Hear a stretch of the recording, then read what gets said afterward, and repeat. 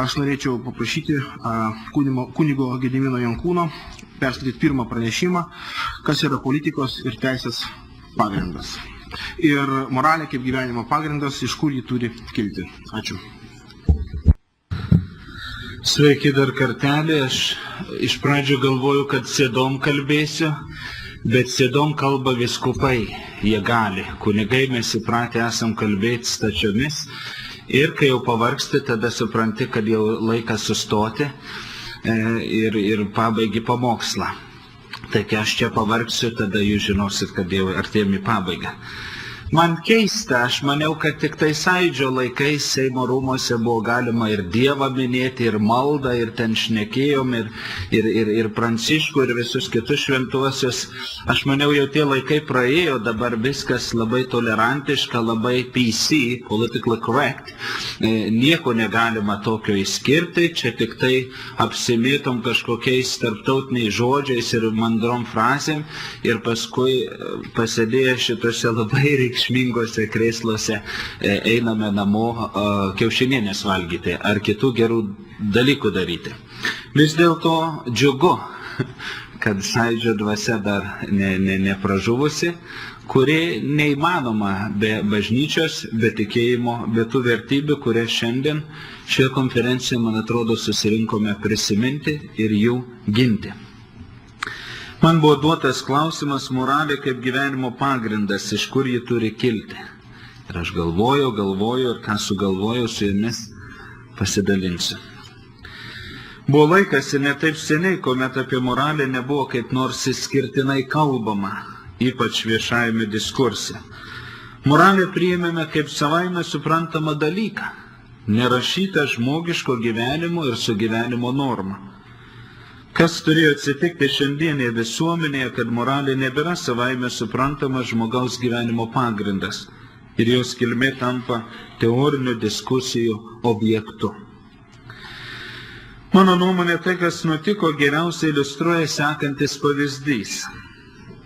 Vakaro žinių metu rodomas Lietuvos politikos veikėjas, kuris akivaizdžiai pasinaudoja savo kaip valstybininko padėtimi, į asmeninę sąskaitą susišlavė ne 1,000 mokesčių mokėtojų pinigų.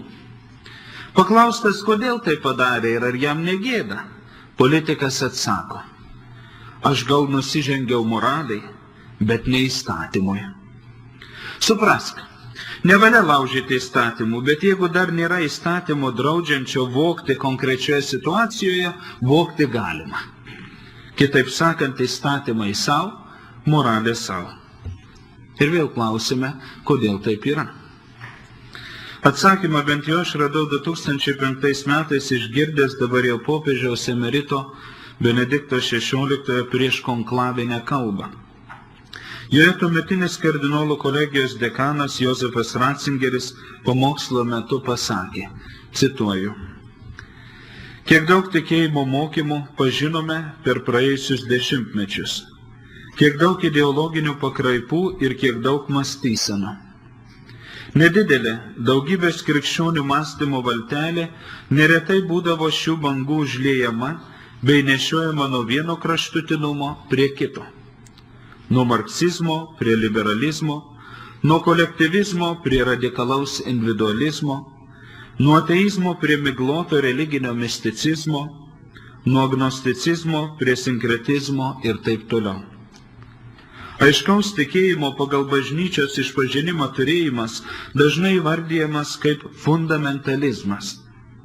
Tuo tarpu relativizmas, kai blaškomasi nuo vieno tikėjimo mokymo prie kito, atrodo kaip vienintelė šiandienių laikų madą atitinkanti laikysena. Taip randasi relativizmo diktatūra, nieko nepripažįstanti kaip galutinio ir paskutiniu visų daiktų matu laikanti tik savo aš ir jo įgeidžius. Citatos pabaiga.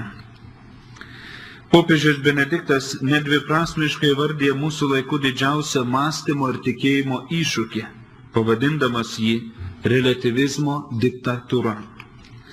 Relativizmo kaip mąstymo laikysenos ištakas atrandame dar senovės graikų filosofo Protagoro posakyje: žmogus yra visų dalykų matas.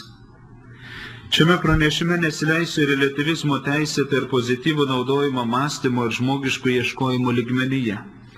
Apsiribosiu pasakydamas, kad kuomet relativistinė laikysena naudojama tikėjimo ir moralės srityje, ji tampa žmogui ir žmogiškumui pražūtingu gaivalu.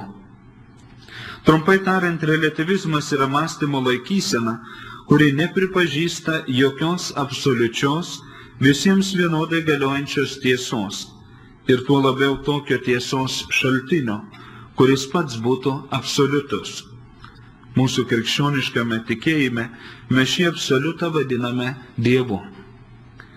Manau, nesunku pastebėti, kad ten, kur neįmanoma vadovautis absoliučia tiesa, nelieka vietos ir visiems galiojančioms moralės normoms. Atmetę Dievą kaip tiesos ir moralės šaltinį, liekame vieni patys nuspręsti, kas yra gėris ir blogis. Iš pirmo žvilgsnio galimybė žmogui pačiam spręsti, kas yra gėris ar blogis, kitaip tariant, pačiam žmogui būti visa ko matu, yra gundanti ir patraukli. Kodėl šiandienis žmogus savo protu ir gebėjimais įvaldęs tokius sudėtingus dalykus, kaip nanotechnologijos ar skrydžiai į kosminę erdvę, negalėtų pats nusistatyti savo ir kitiems priimtinų gyvenimo ir elgsenos normų? Galėtų ir gali. Tačiau rezultatas nėra toks teigiamas, kaip norėtųsi. Kuomet žmogus tampa moralės konstruotoju, o mes žinome, kad pasaulyje gyvena daug žmonių, lieka klausimas, pagal kurį iš žmonių arba kuriam žmogui leidžiame tas normas nustatyti. Stipriausiam, turtingiausiam, seksualiausiam ir taip toliau. Atrodo, kad čia į pagalbą ateina įstatymo leidyba ir jo galia. Štai sakome, demokratinėse valstybėse įstatymai priimami demokratišku keliu. Susirenka sąmoningų ir atsakingų piliečių grupė ir laisvų balsavimų daugumos balsais priimamas visiems galiojantis įstatymas. Ar galime kvestionuoti daugumos žmonių nuomonę? Ar daugumos balsas nėra galutinis ir neginčytinas kriterijus, nustatantis, kas yra ar privalo būti visuotinis gėris? Ir ar dauguma demokratiškoje visuomenėje negali nuspręsti, kas ir kada turi teisę į gyvenimą, koks tas gyvenimas turi būti ir kada ir kaip reikia iš to gyvenimo pasitraukti, užleidžiant vietą tiems, kurie daugumos nuomonė yra ekonomiškai naudingesni ir vertingesni valstybei ir visuomeniai. Šioje vietoje tas pats popiežius Benediktas mus įspėja, kad nors demokratija ir yra šiuo metu priimtiniausia valstybės valdymo forma, jos nevalia suabsoliutinti. Prisimenant netolimą istoriją, ar ne demokratijos keliu Adolfas Hitleris atėjo į valdžią. Tam popiežius pateikė dvi labai svarbias priežastis. Pirmoji priežastis, kurią jis nurodo ir kuri dažniausiai yra pražiūrima jaunose demokratijose, tokiuose kaip kad mūsų, yra faktas, kad net ir demokratinėje valstybėje įstatymus priima ne tikra, o taip vadinama deleguota dauguma. Konkrečiai mūsų valstybėje dauguma, kuri nusprendžia, kokiu įstatymu mes privalome laikyti, susideda iš 141 Seimo nario. Labai retai, kada pasinaudojama referendumo teisė, kuomet sprendžia reali piliečių dauguma. Bet keletas paskutinių referendumų parodė, kad net referendumo metu dažnai tikros daugumos nebūna, dėl per mažo balsavusiųjų skaičiaus.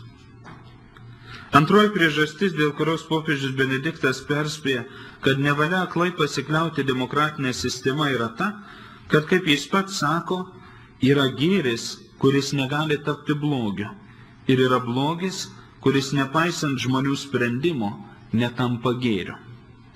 Pavyzdžiui, dauguma arba, kaip mes nustatėme, deleguota dauguma, šiandien gali nuspręsti, kad jeigu yra moksliškai nustatoma, jog vaikas gims su neišgydoma negalia, galima ir netgi privalu daryti abortą, kad apsaugoti kabutėse visuomenę nuo brangaus ir nenaudingo kabutėse tokio piliečio išlaikymo.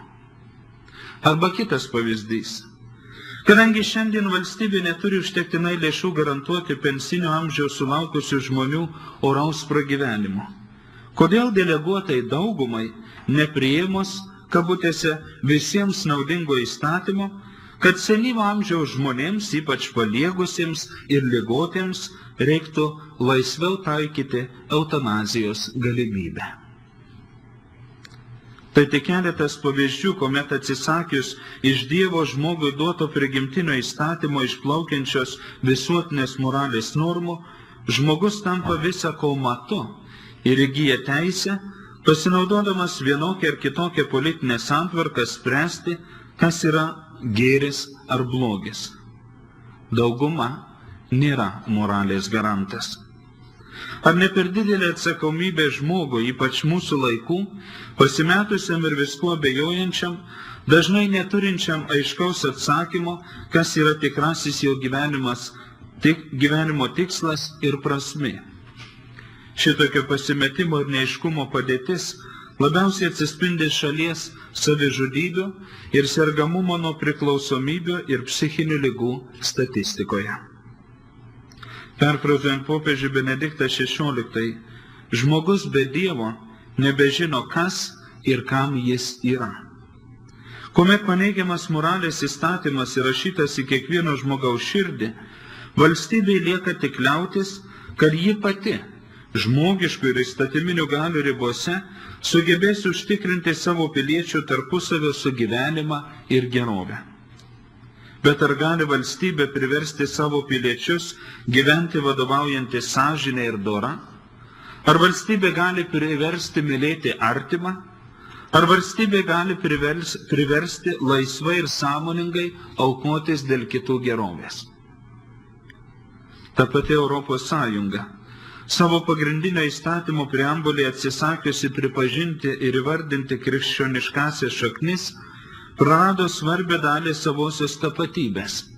Ir visai nenuostabu, kad šiandien ne vienam kyla rimti klausimai, kas yra Europos Sąjunga, kam ji tokia reikalinga ir ką reiškia būti jos piliečiu.